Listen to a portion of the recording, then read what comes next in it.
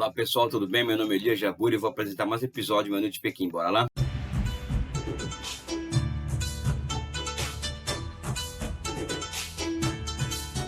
O assunto aqui é mais reflexivo também, mas que com a última onda de inovações institucionais, daqui a pouco eu vou explicar essa questão, o que são essas inovações institucionais, historicamente falando na China, existe uma tendência aqui no Ocidente, entre intelectuais, principalmente no campo marxista, do que eu chamo de marxismo acadêmico, de contestar a experiência chinesa pelo fato de a China não existir, por exemplo, um chamado estado de bem-estar social como existe na Europa Ocidental, por exemplo, ou mesmo um SUS como tem no Brasil, né? E que muito do que tem na China a nível de seguridade social, saúde pública, educação, é privado, né? O que estaria, na minha opinião, em desencontro aos objetivos mais estratégicos do socialismo. Mas eu acredito que vale bater um papo sobre isso, até porque o que está acontecendo na China hoje pode não, mas eu tenho certeza, né, de que vai desembocar na constituição de um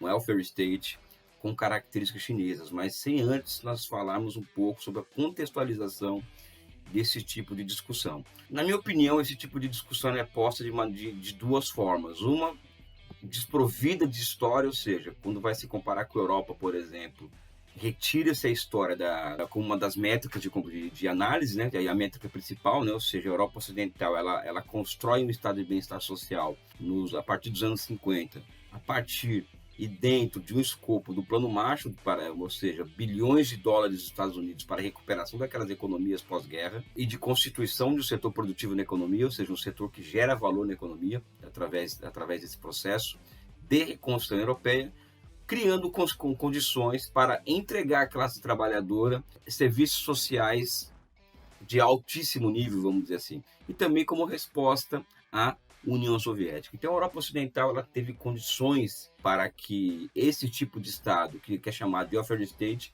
fosse instalado naquela região e que servisse, vamos dizer assim, de inspiração para muitos países, ou seja, o caso da Noruega, de alguns países europeus em que o Estado, nesse sentido, funciona absurdamente bem. Deve ser visto, inclusive, como resposta, vamos dizer assim, ao avanço soviético, ao avanço do socialismo, né? Ou seja, que em grande medida o socialismo ele coloca a questão social no centro da pauta de discussão mundial, e o capitalismo acaba respondendo dessa forma, ou seja, instalando esse tipo de Estado na Europa Ocidental e, em certa medida, nos Estados Unidos. Aqui no Brasil, uma grande luta durante a ditadura militar e pós-ditadura militar desemboca na Constituição de 88, uma Constituição de caráter social-democrata, né?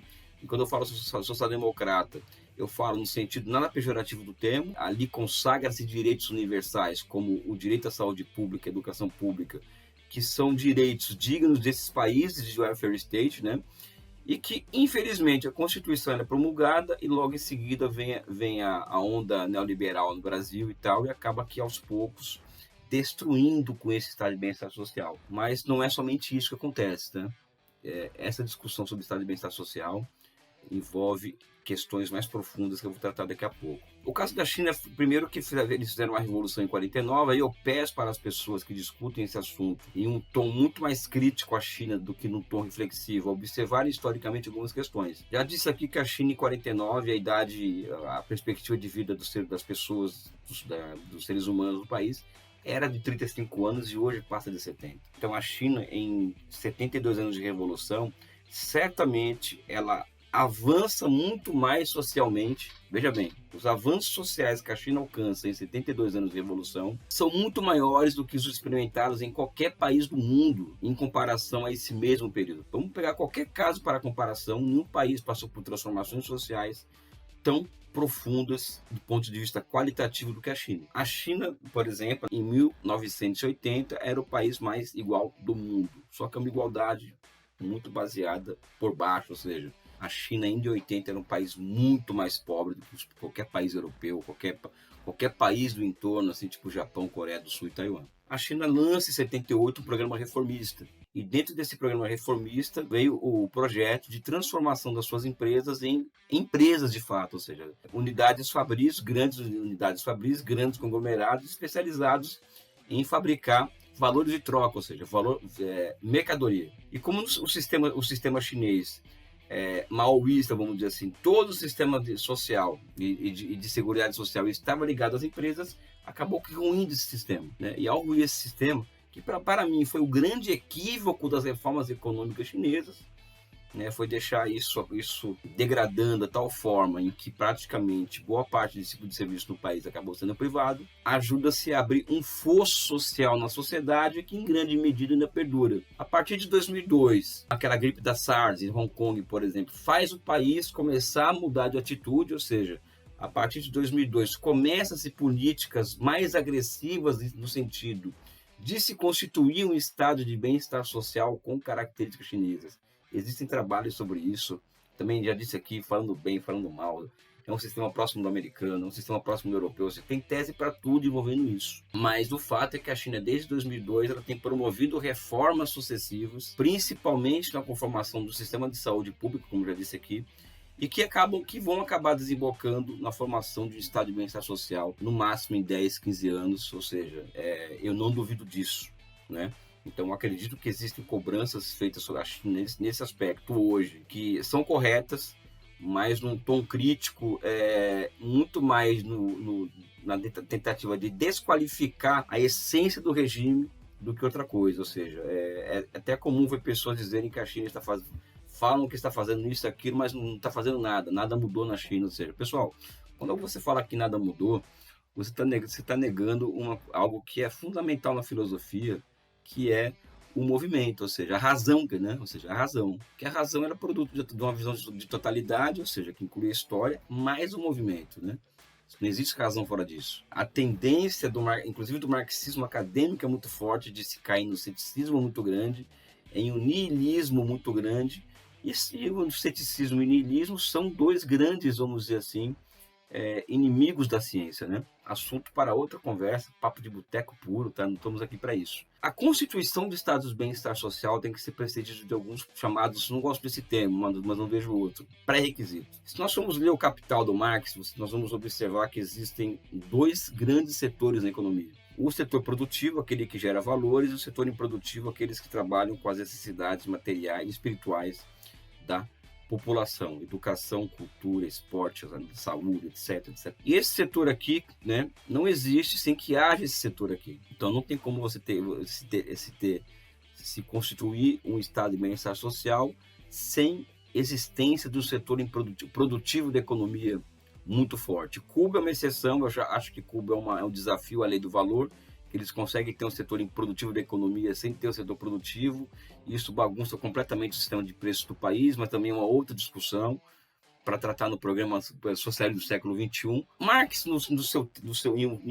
talvez um dos únicos textos que ele trabalha essa questão do socialismo, de como que vai chegar, quais são os passos iniciais no rumo de uma sociedade ou de uma formação econômico-social de nível superior. Ele fala dos chamados fundos de consumo. Então ele fala, olha, os fundos de consumo, que seria exatamente o setor improdutivo da economia, ele deve ser alimentado a partir de excedentes de valor gerados no setor produtivo da economia. Pois bem, a China hoje, ela construiu uma imensa base material, um imenso setor produtivo na economia. Eu tenho advogado já há algum tempo, em artigos meus científicos, de que o processo de desenvolvimento econômico chinês nos últimos 40 anos ele tem sido caracterizado pelo surgimento de ondas de inovações institucionais, em que o Estado, o setor estatal da economia, vai revezando de lugar durante o processo de desenvolvimento econômico com outras formas de propriedade, o setor privado, por exemplo. Essa reacomodação do privado do Estado de outras formas em diferentes pontos da economia, e a tomada do Estado por um papel mais protagonista em questões macro e na formação do grande sistema financeiro público, levou o Estado a um papel muito mais qualitativo do que quantitativo na economia. O que está acontecendo na China hoje? Ou seja, nós todos estamos vendo na internet, no noticiário, uma certa ofensiva do governo chinês. O pessoal gosta muito de falar em onda regulatória, eu não gosto de falar em onda regulatória, eu acho que o negócio é muito mais profundo do que onda regulatória. Conforme o caso da lenta incorporação da Evergrande após quebra ao portfólio de ativos estatais está demonstrando, tá? Eu acredito que essa nova fase, essa nova onda de inovações institucionais, que fará com que a China enfrente os seus desafios da contemporaneidade, principalmente a questão das persistentes desigualdades sociais e regionais, que não são questões fáceis de se enfrentar. As pessoas acham muitas vezes que isso é uma questão de escolha política, você enfrentar isso pura e simplesmente. Mas, por exemplo, se pegarmos o índice de Gini não vai mudar na China durante muito tempo. As diferenças regionais de produtividade regional são muito díspares na China. O que não é nada, vamos dizer assim, não é algo fora do mundo, ou seja, acontece. Né? Então, o Gini é uma métrica que eu não sou muito fã dela. Mas a atual onda de inovações institucionais, ela busca rearrumar os esquemas de propriedade do país, ou seja, onde o setor privado não funciona mais, não está mais entregando o que deveria para a sociedade, vai ter que ser substituído por alguma outra forma histórica de propriedade.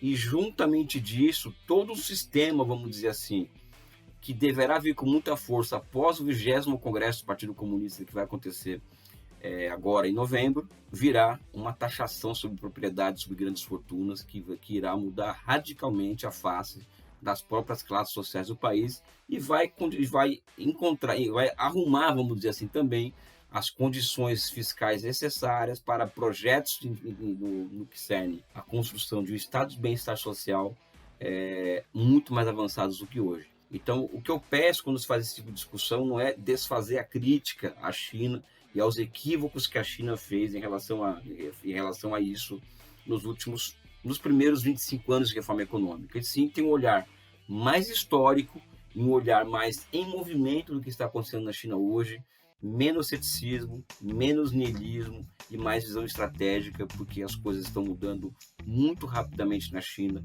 principalmente nesse plano. Eu vou ficar por aqui, enviando para vocês o meu forte abraço e um beijo no coração de vocês.